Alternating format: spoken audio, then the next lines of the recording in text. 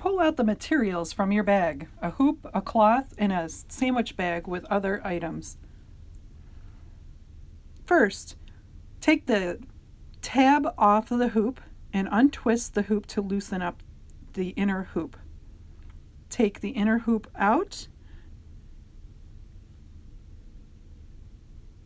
and place to the side. And then place the cotton cloth over top of the large hoop. Gently insert the smaller hoop. Once it is taut, you'll pick up the hoop and tighten the metal knob at the top.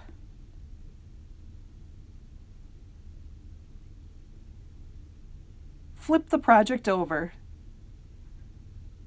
Find a circle item like a roll of tape or a plate and trace it lightly with a pencil. Here I've done it a little dark. For your purpose, do it a little lighter. I wanted to show in the picture the darkness. Next, open up your green paint and start to dab your thumbprints into the green paint. I use the lid to kind of brush off the excess, and you'll gently press down your thumb along the circle that you've drawn on your project.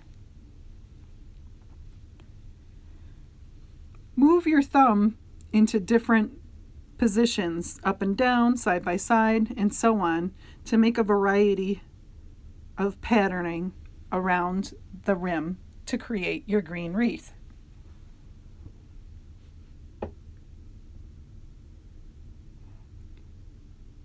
Next, once it's dry, you can tie the red twine around the top, around the metal knob. Dab your red pom-poms into some glue and stick those down to add a little brightness to the wreath. And then with scissors, gently cut the excess fabric around the edge. You can also add your name and the year on the bottom of the wreath with a black pen. Using your bag and markers, you can create a gift bag to give it away to someone. And don't forget to reuse the leftover green paint.